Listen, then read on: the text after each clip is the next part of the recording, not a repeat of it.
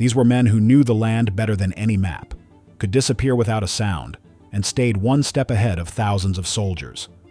The U.S. government called them outlaws. This is the story of 3 Apache warriors who refused to surrender, refused to be broken, and became legends in the process. Geronimo, the ghost who wouldn't die. In the harsh lands of the American Southwest, there was one name that made soldiers nervous, settlers afraid, and governments desperate: Geronimo. For more than 30 years, he led Apache warriors in raids, escapes, and resistance against both the Mexican and U.S. armies. And no matter how many times they tried to stop him, Geronimo always came back. He was born in 1829 in what is now New Mexico, part of the Bedonkohe band of the Apache. His Apache name was Goyaawe, which meant the one who yawns. But there was nothing sleepy about his future. He grew up learning how to survive in the desert, how to track, hunt, and ride, and how to defend his people. Life was hard, but it was free. That freedom would soon come under attack. In 1851, Geronimo's world changed forever. He had traveled to Mexico to trade, but when he returned, he found his camp destroyed.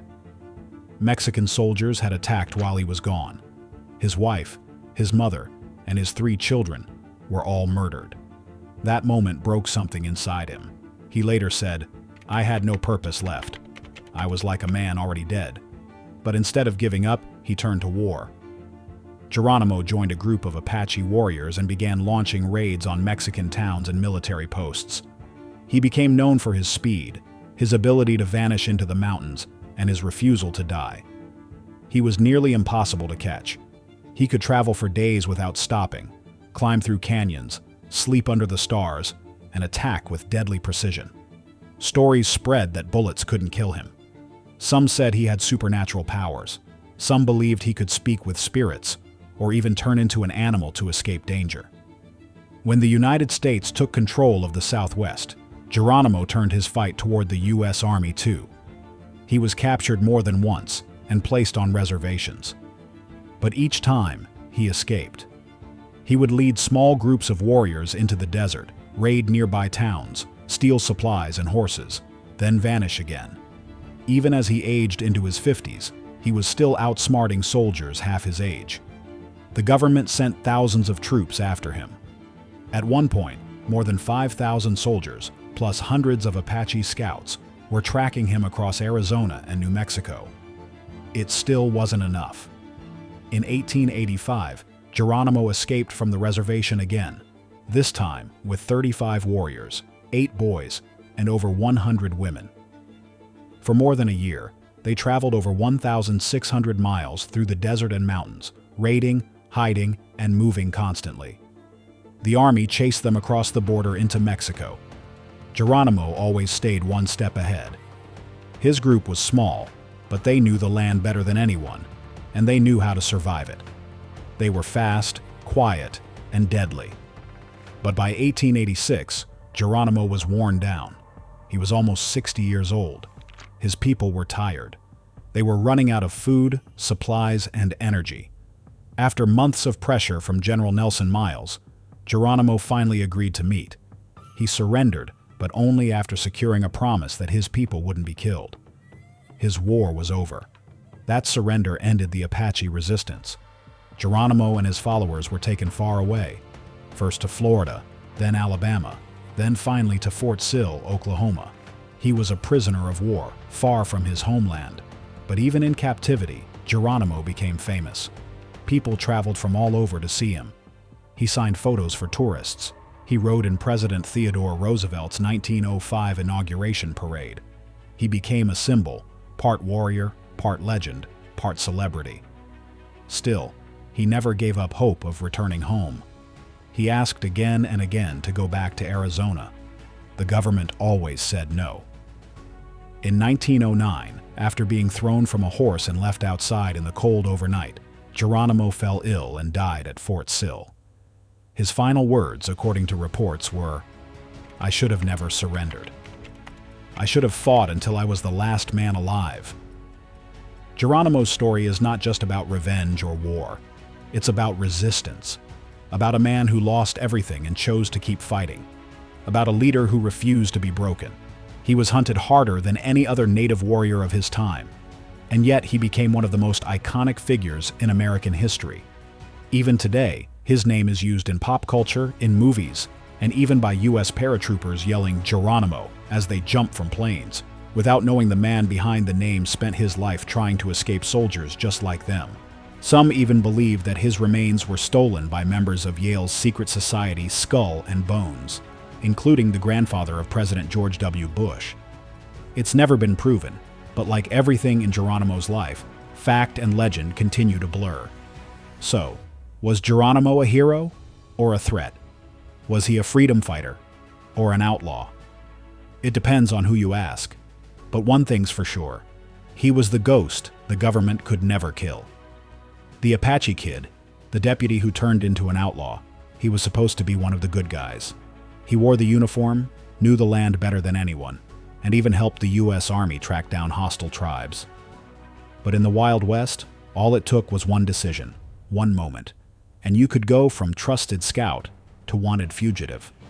That was the story of the Apache Kid, one of the most mysterious and misunderstood outlaws in American history. The Apache Kid's real name was Haske Bay Nain Tail, but few people could pronounce it. He was born around 1860, likely in the Aravipa Canyon area of Arizona Territory, and was a member of the White Mountain Apache tribe. As a child, he was captured during a tribal raid and taken to live with the Yuma people.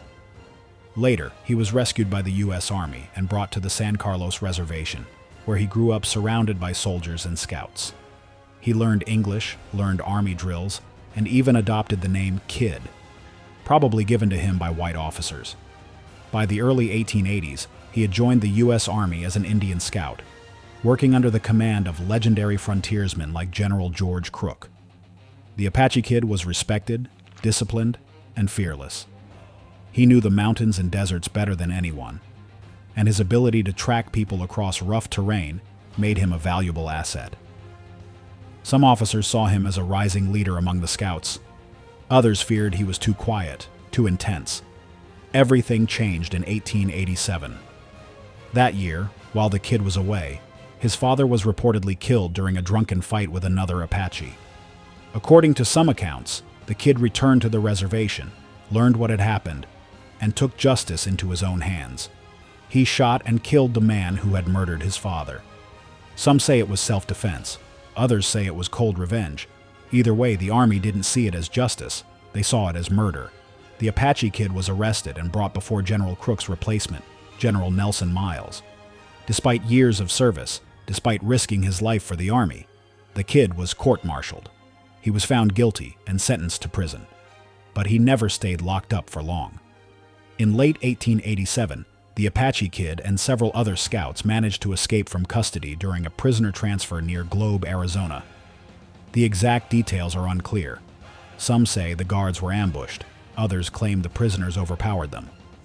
What's certain is that the Kid vanished into the mountains and became a fugitive. From that moment on, he wasn't seen as a scout. He was branded an outlaw.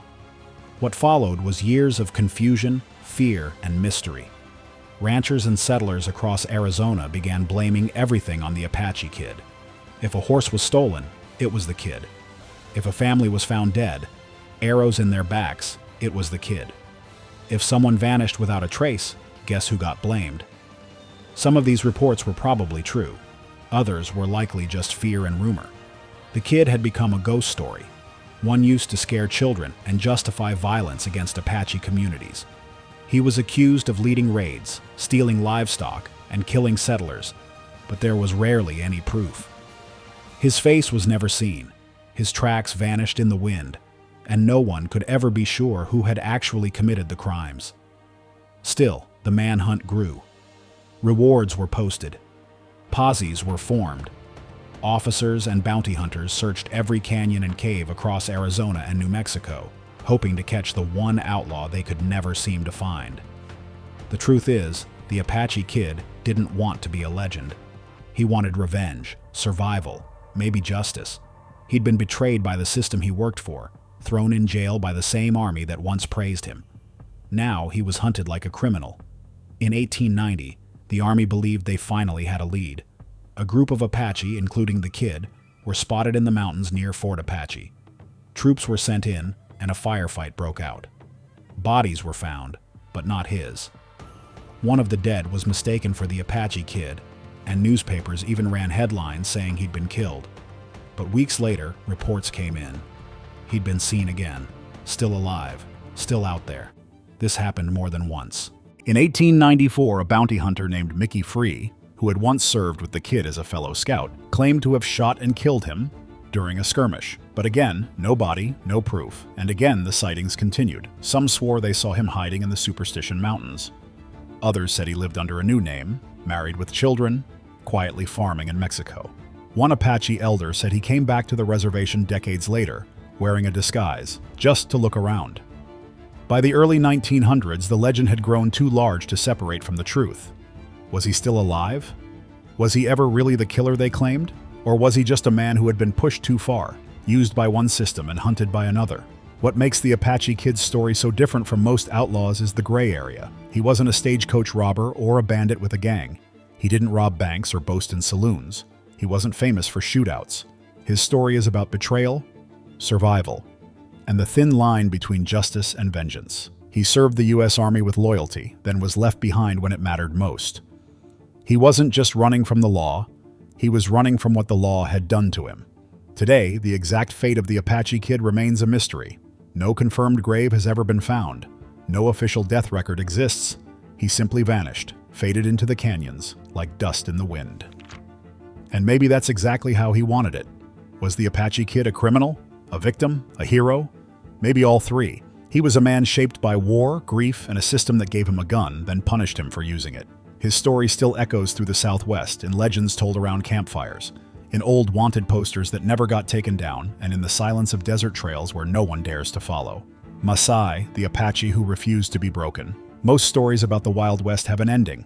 The outlaw dies, the hero rides off, the posse brings justice. But not this one. Masai's story doesn't end with a gunfight or a hanging. It ends in silence, in shadows, in mystery. Because Masai didn't just escape once, he escaped everything. The law, the military, and even history itself. Masai was a Chiricahua Apache, likely born around 1850. He was strong, smart, and a warrior from a young age. Like many of his people, he was caught in the middle of a brutal conflict. The U.S. government wanted to move the Apache off their lands and onto distant reservations. Masai, like others, resisted. He fought when needed. But eventually, the numbers and weapons of the U.S. Army overwhelmed the Apache resistance. In 1886, after decades of fighting between Apache warriors and American forces, Geronimo surrendered for the last time. Masai was one of the warriors captured alongside him. The Army wanted the war to end permanently, so they made a decision that would define Masai's life. They loaded the Apache prisoners, men, women, and children, onto trains and shipped them across the country to prison camps in Florida. The idea was simple: remove them from the desert, and they'd never escape again. But Masai wasn't like the others. Somewhere in Texas, during the long train ride east, Masai escaped. Reports say he jumped off the train while it was moving. Alone, unarmed, and hundreds of miles from home, he made a decision. He wasn't going to die in a prison. He was going to walk back. That's not a figure of speech. Masai walked over 1,000 miles, through plains, mountains, and desert. He crossed rivers, avoided towns, and lived off the land.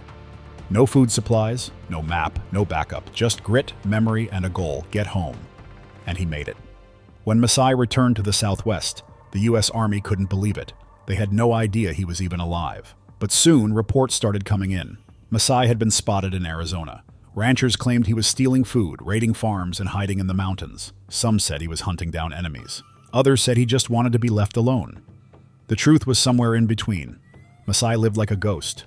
He moved constantly, setting up hidden camps in high ridges and deep canyons.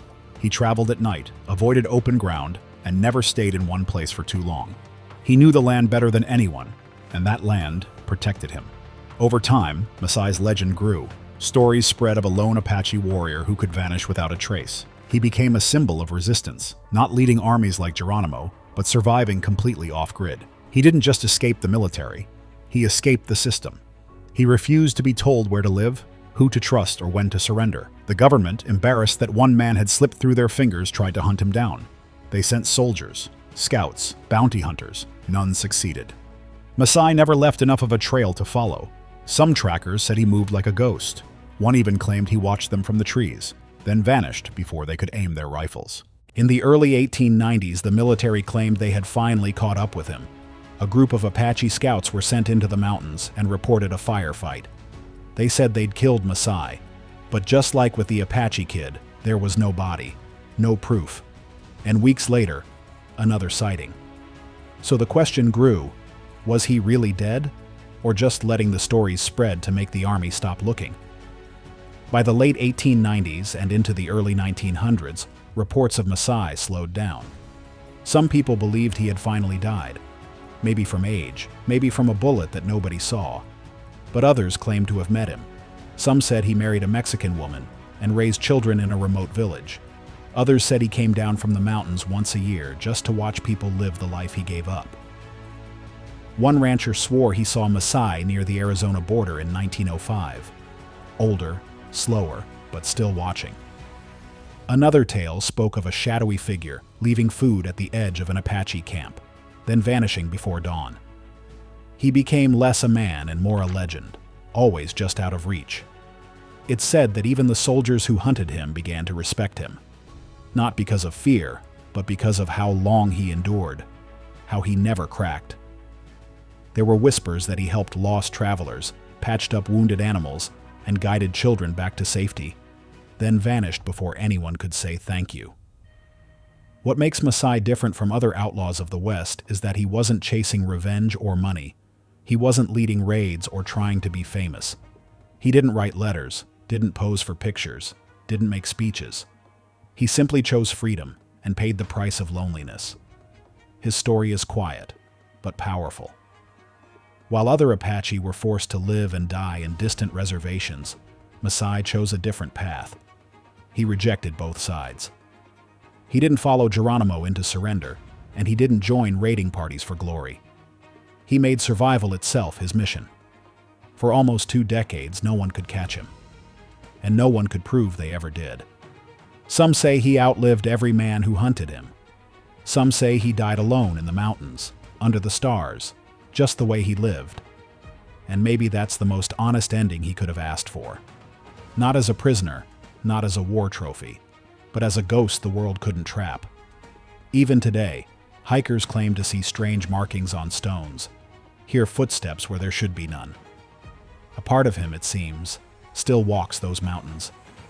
In the end, no one really knows when Masai died. No confirmed grave exists. No official record. His story just fades out. But that's the point. He wasn't meant to be a headline. He was meant to be free. Masai's life raises a question we still wrestle with today. What does freedom really cost? For him, it cost everything. Family, comfort, peace, maybe even his own name. But it also gave him something most people never truly have: the right to disappear on his own terms. Maybe the real tragedy isn't how much he gave up, but how few of us ever get to make that choice. His freedom wasn't loud, it wasn't celebrated, but it was real, and it was his. Some people say he's a villain, others say he's a hero. But whatever you believe, one thing is true. Masai was never broken. They didn't follow the rules. They didn't wait for permission, and they didn't run just to survive. They ran because surrender meant losing everything. Geronimo turned resistance into a lifelong mission. The Apache Kid went from Army Scout to hunted ghost when the justice system turned on him. Masai. He chose the hardest path of all: complete freedom, with no one, nothing, and nowhere to hide. He didn't need a following. He didn't need a cause. His very existence was rebellion. These weren't outlaws in the Hollywood sense. They didn't rob banks or duel in the street. They fought back against a system that tried to erase them. And for that, they were hunted, blamed, and buried under headlines that never told the full story. But now you've heard it. You've seen who they really were. Not myths. Not monsters. Just men who refused to disappear quietly. So now we want to hear from you. Which of these stories hit hardest? Whose side would you have been on? Were they warriors? Rebels? Something in between? Drop your take in the comments. Let's get real about how history treats people who won't kneel. And if you want more stories like this, the raw ones, the forgotten ones, the ones that hit different, smash that like button and subscribe to History Dictionary. We bring the truth out of the shadows and tell the stories that didn't make the textbooks.